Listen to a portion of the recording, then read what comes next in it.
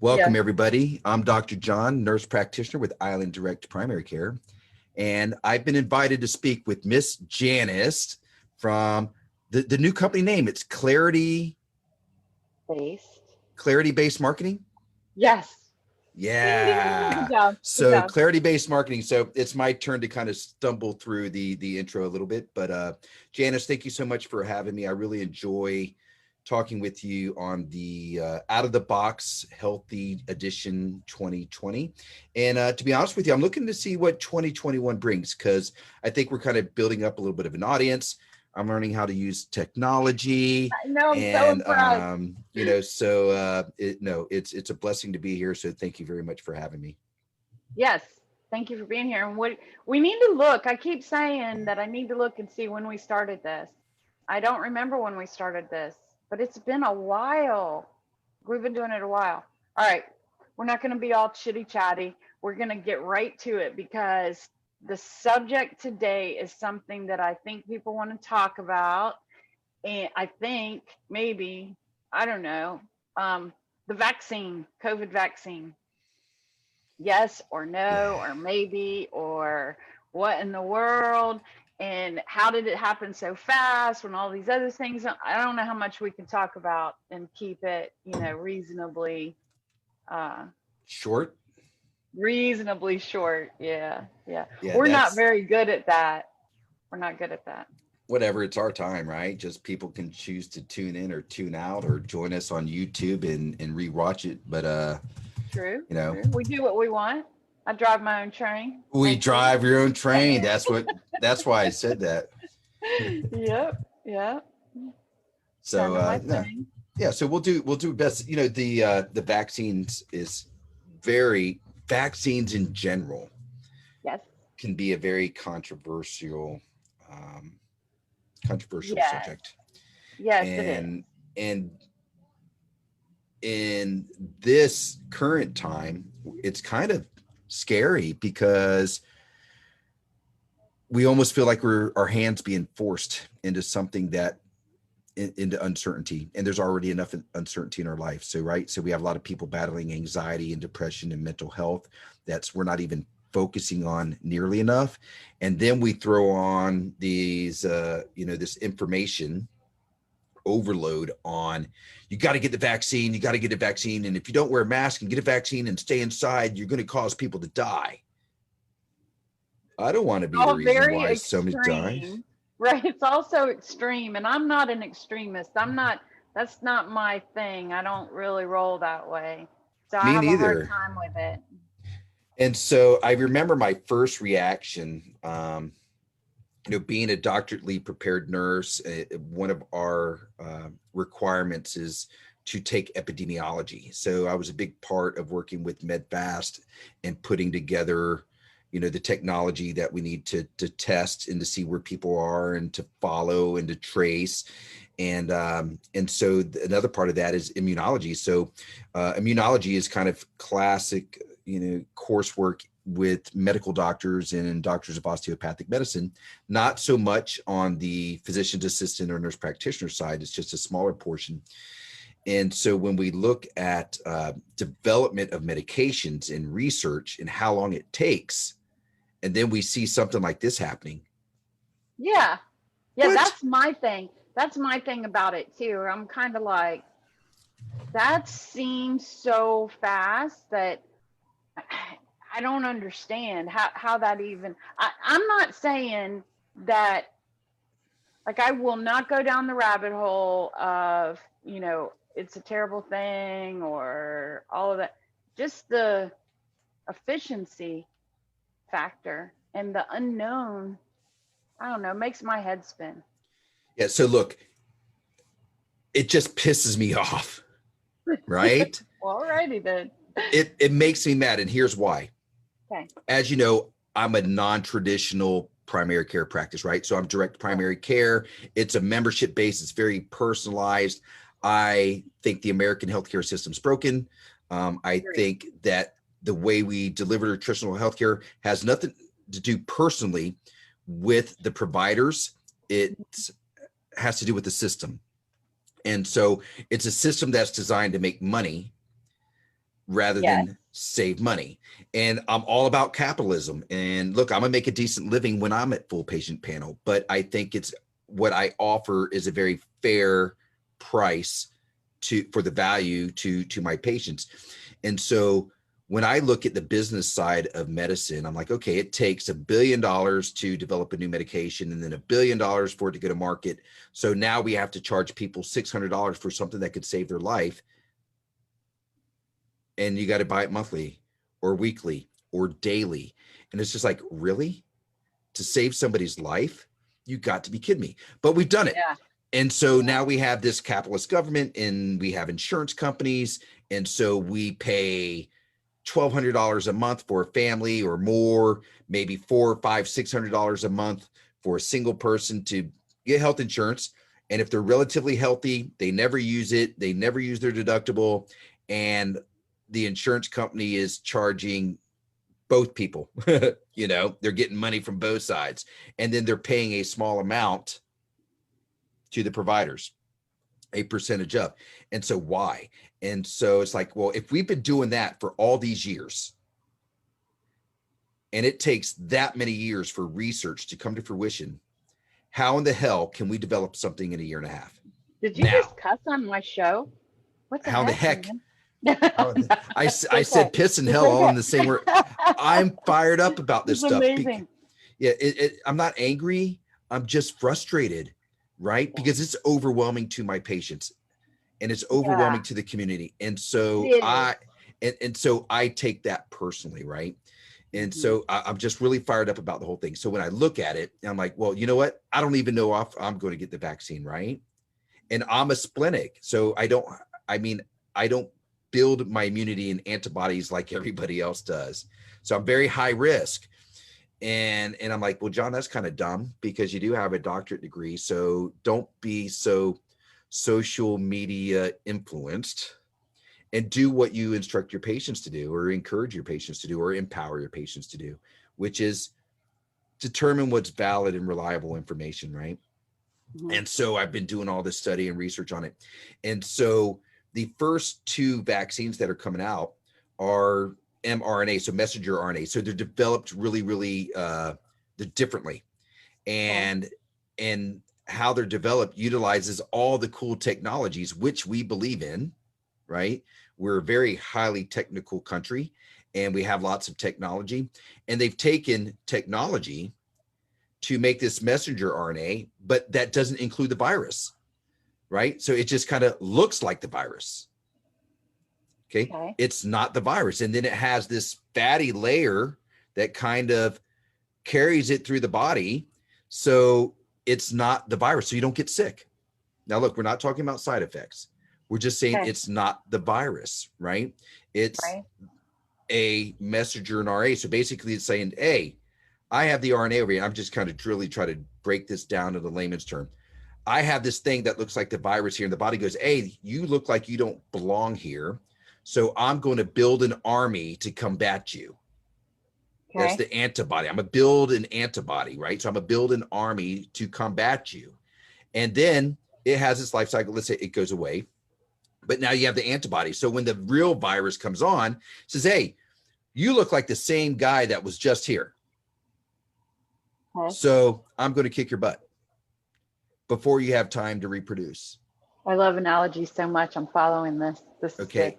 And so that's what it's there for. So when I looked at the technology, I'm like, okay, so from a technology perspective in telecom, so I told you in previous, at least one-on-ones, I left medicine for 10 years because I was angry with managed healthcare and all that. And I did technology. So telephony, fiber optics, high-speed data, internet television, all this, and it changed every 6 months. You remember the dial-up modems? Well, yeah.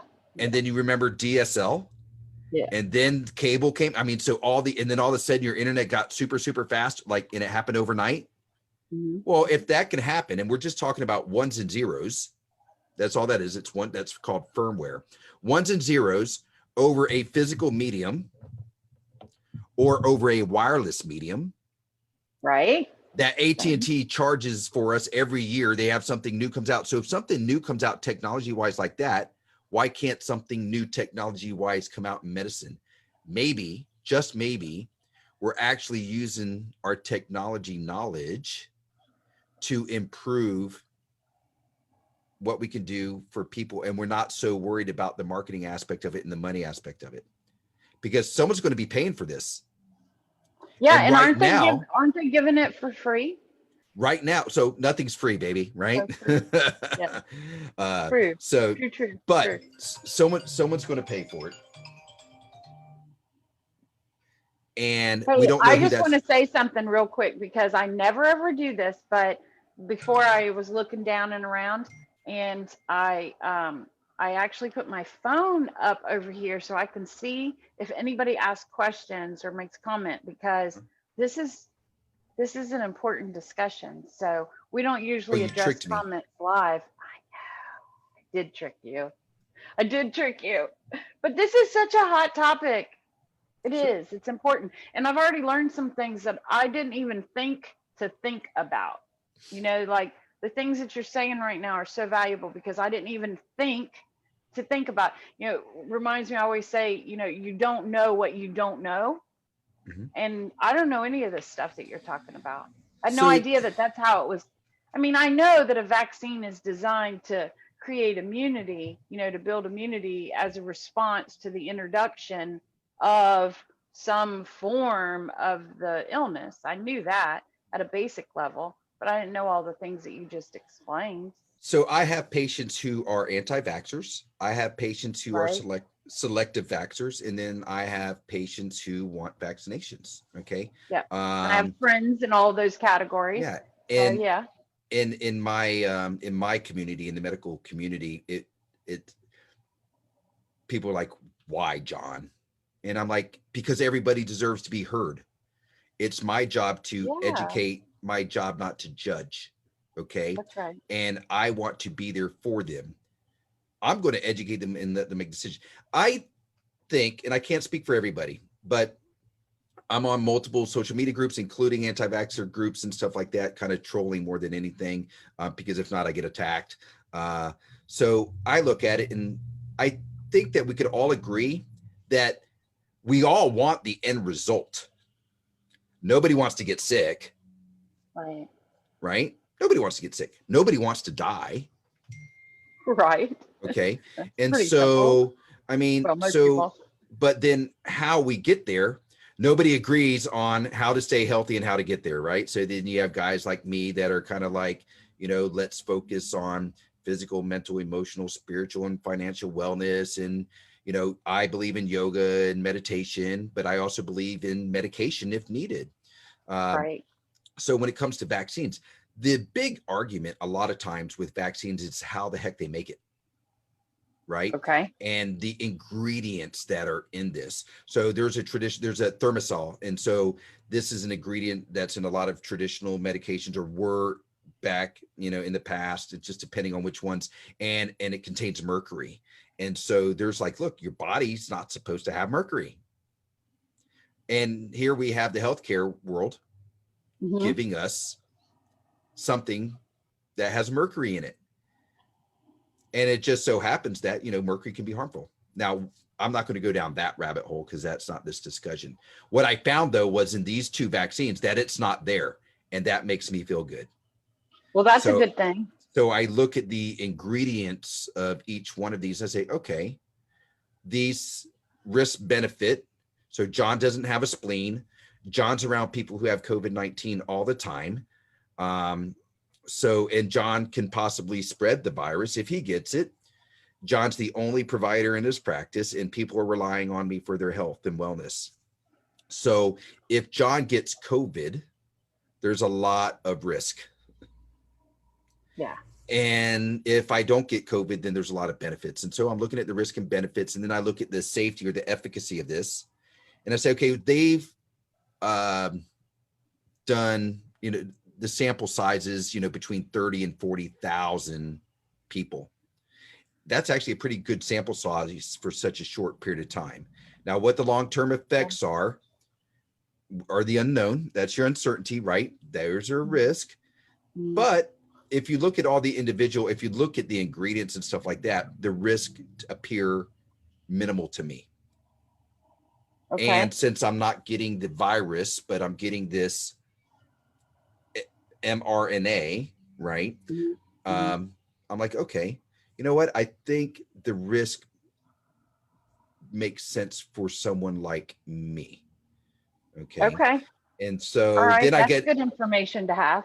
now here's the next challenge. There's two. There's Pfizer and their German partner, and then there's Moderna, right, out of Massachusetts. And so the Pfizer, you need 2 doses, and the Moderna, you need 2 doses.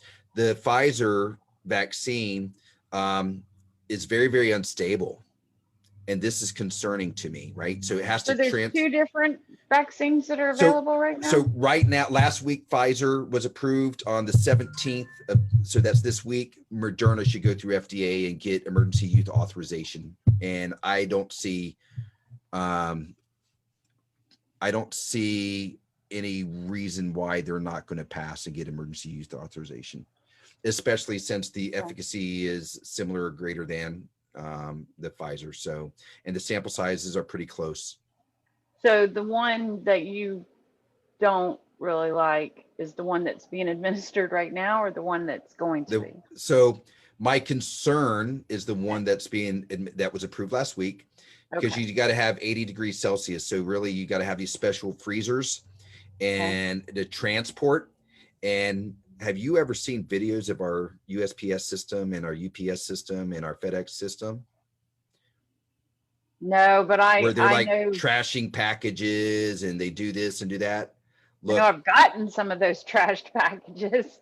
I love mankind, but mankind can surely be buttholes sometimes, right? They just carefree, right? And so, I mean, right now there's probably a lot of security around everything, but how's that going to change? So now we're going to say that guaranteed from point A to point B is 80 degrees Celsius, and then it's going to be stored at such. Once it leaves that deep freeze and it goes into a regular freezer, you have 5 days to use this vaccine. Okay. Which means your count has to be accurate. Now we're asking companies who aren't getting paid for this to invest in staff and in time and in money, right? And so then once it's now at room temperature, you have 6 hours to use this.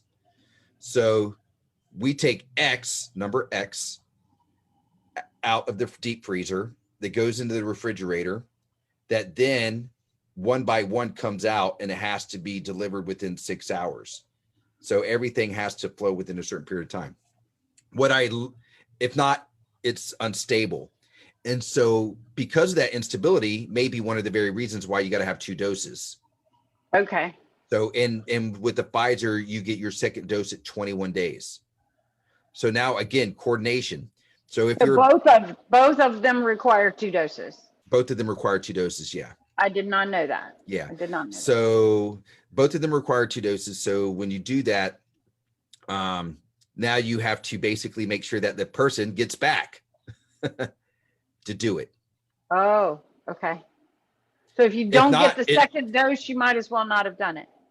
Is that right? Yeah. Okay. And so now the cool thing about this vaccine, at least what's published in the literature so far, is that the efficacy of the influenza vaccine. So some people are like, I take it. Some people I don't. Some people I never do, or I get sick or whatever. That vaccine's about 40%, 45% efficacy. That's why we always say you got a 50-50 shot of still getting the influenza, even if you get the vaccine. The nice thing about it, though, is if you do get influenza and you've had the vaccine, it's not as severe. Right. I've heard that, which I've never had a flu shot. I've never done a flu vaccine. I've just, and I've had to because of where I work. And, so, and I told you, I've been in an environment where I had a group of people who never got COVID, and then influenza came, and all 5 of them ended up with the flu while taking COVID precautions. Freaking. Okay. So talking about people who've had COVID, let me ask you this question, because I know for a fact that there will be some people watching this that this is going to apply to. Sure. There's one watching right now that it applies to, I think, if he's still there. I don't know, he might have left. Hi, Joe. I was about to say that must be Joe because I remember talking to him. Hold that thought. So the Pfizer was 21 days. Let's talk about the Moderna for a real quick second. Okay.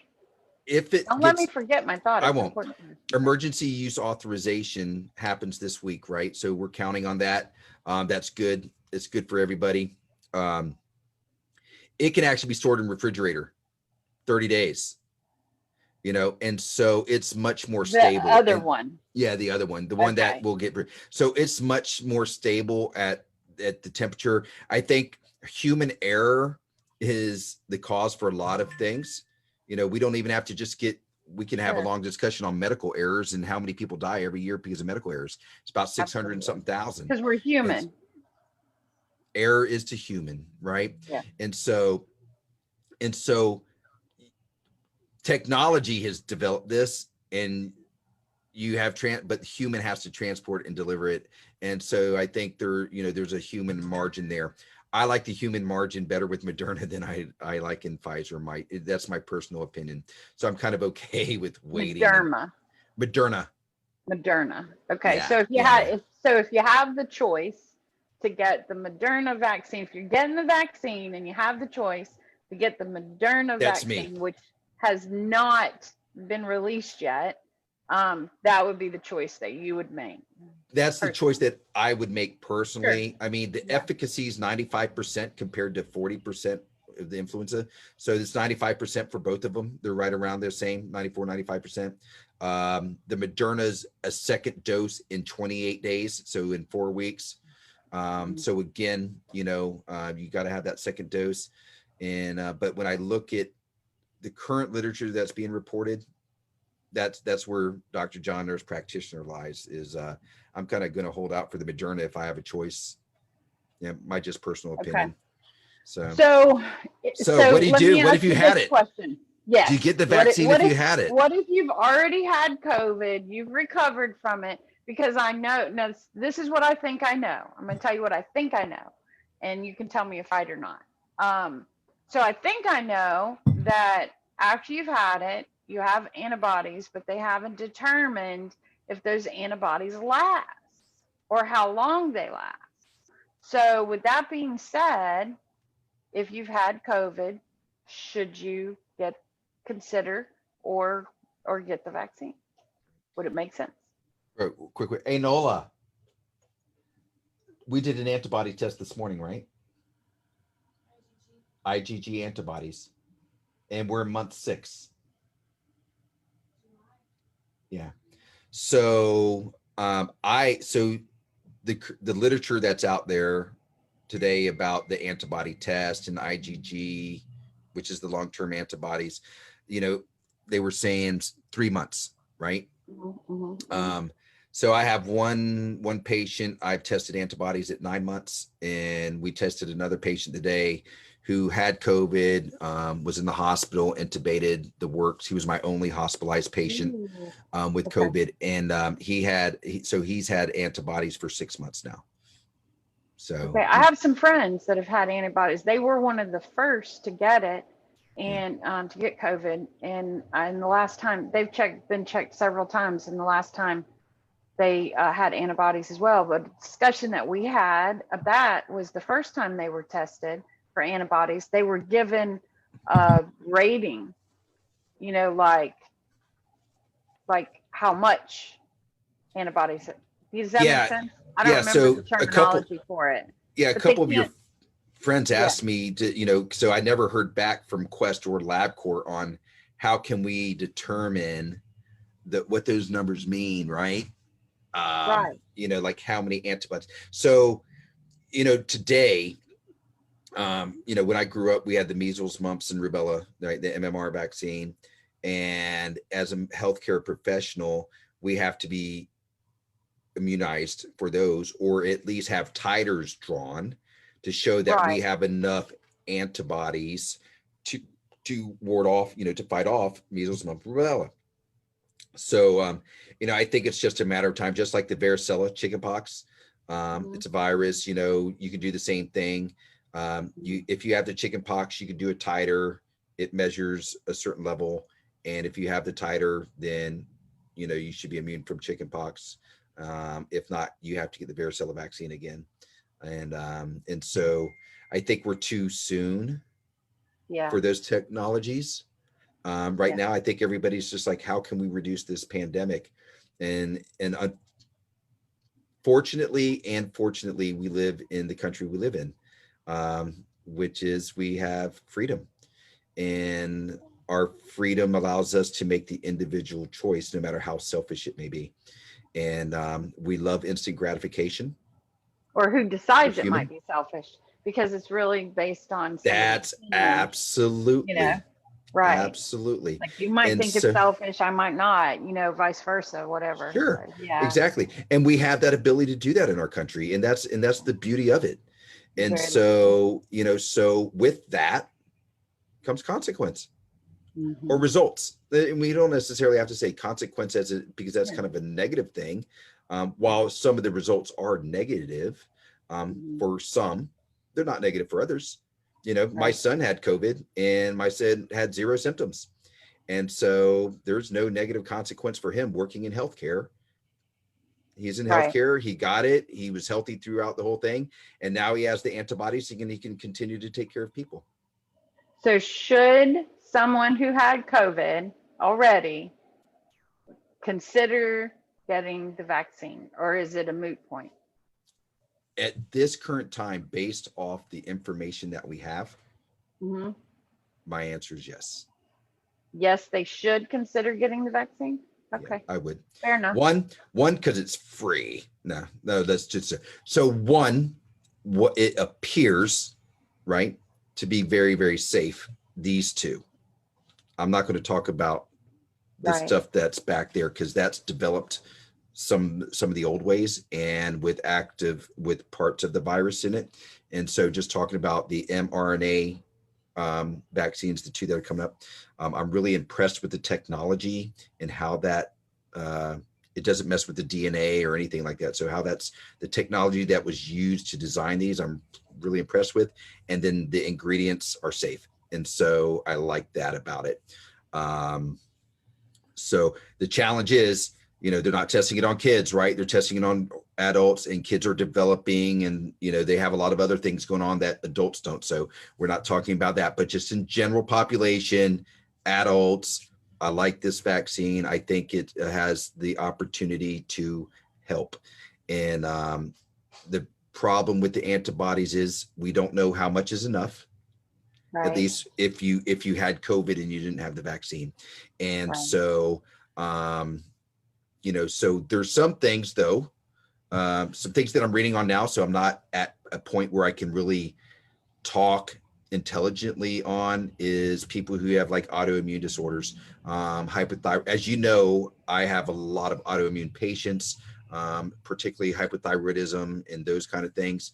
And so when you talk autoimmunity and the vaccine and stuff like that, there's still I need some more clarity in what's going on in that space. And so my wife is autoimmune, so I kind of take that to it's kind of like why I'm kind of like specializing in it. I don't know, I just seem to be attracted to a bunch of people with autoimmunity Surround yourself with high maintenance.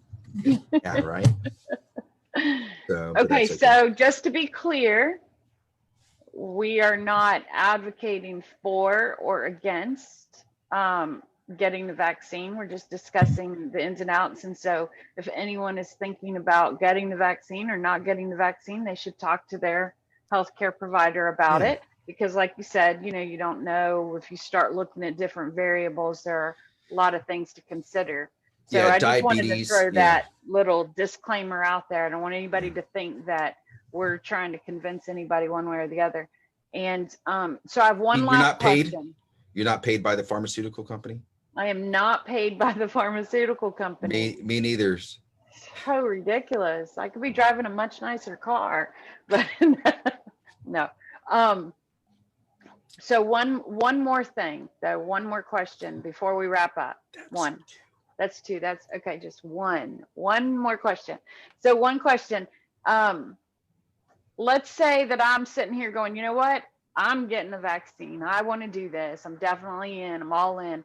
How would you even go about doing that? Just talk to your doctor about it? So Is that how? there's no real answer on that right now today. Okay. There's a process. So people might have heard the term warp. There's Yeah. there's a committee, governmental committee that's managed the, development process, the same committee, the funding process, and then of course the deliverables. So there's 5 hospitals in the state of Florida that received the vaccine already. About 175,000. Don't quote me on that. I'm just kind of going by trying to remember how much I read. If and when the Moderna gets EUA, we'll get about 400,000 of those In Florida. in Florida. So you think 400,000 gets 200,000 people, right? Because you want the 2 Because you doses. got to have the 2 doses. Okay. Yeah. Yeah. And so Advent Health. And we have how many millions of people in Florida? So was it 19? Yeah. Yeah. Yeah. So So don't think you're going to be able to just run out and you're jump not. into So a vaccine anyway. they said originally it was going to be healthcare providers, Mhm. and then long-term health facilities. It looks like there's a mix and match. So there's high-risk healthcare workers. So that's your intensive care units, your emergency medicine, your people that work in pulmonology, on these COVID floors. That So makes sense. those personnel will get the vaccine, and then the long-term care facilities for our elderly, right? So that's our wisdom and our knowledge, and let's not let them go too soon, right? Because they have a lot more to share with us, and it really stinks that just something like a virus like this that could be avoided, or at least minimized, it gives them that opportunity to kind of hang out. So that's kind of phase 1. Yeah. I don't know where urgent care is sitting at. I had a long discussion with Dr. Williams, the chief medical officer with MedFast to determine, hey, what kind of role are we thinking? There's a lot of different rules of the road when it comes to that. But how about our staff? Because as I do my own COVID testing with my patients. And so that means Right. people come in and they want to be tested, means they've been exposed. And so it's like, when can I get it? And so right now we don't know. So, and I'm okay to wait a little bit. Yeah. Yeah. It's an interesting subject. It's interesting. It's not nearly as much fun as what's the best alcohol to drink. I was But just thinking that. which, We by could the talk way, about sex. That's much more fun to me. no, But we're not going there. We're not doing that. No. oh, those are But patient conversations: sex, drugs, and rock and roll. That's what I say. right. So Right. We can talk about tequila on camera. there we go. Which is an antidepressant. That's right. Alcohol is an That's antidepressant. well, most alcohol is depressant. Don't take me down this rabbit hole. We'll be talking about alcohol next thing you know. So this was a good discussion. Thank you so much. If you're watching this and you have questions about vaccine, because this is a huge subject, and I think there are a lot of people out there that have questions. I know I had more questions than I even realized that I had before we started talking about it. We might talk about it again. We'll see. Let's give it a couple weeks and let's see what's happening in the world, right? Yeah. There's already some stuff going on in Europe and some interesting things. And so I promise you this, I'll be abreast of it, right? Yeah. And I'm reading it. I spend my life in books and in articles and trying to determine what's valid, what's reliable information. And I'm not perfect. I think we both it's all about progress, not perfection. So That's right. it's really about just increasing knowledge and being able to disseminate the best I can of risk and benefits for whatever solutions out there, whether we're talking about microbiome and probiotics or we're talking about vaccinations for the pandemic. To me, they're all important, and it's based off the individual. So it's based off of you. And so, like I said, I believe everybody deserves to be heard. And so that's why this is so important, because I can hear you and I get to hear you and hear other members of the community through the years. So thank you so much for having me. And if everybody wants questions to me, they can email me at john@islanddpc.com.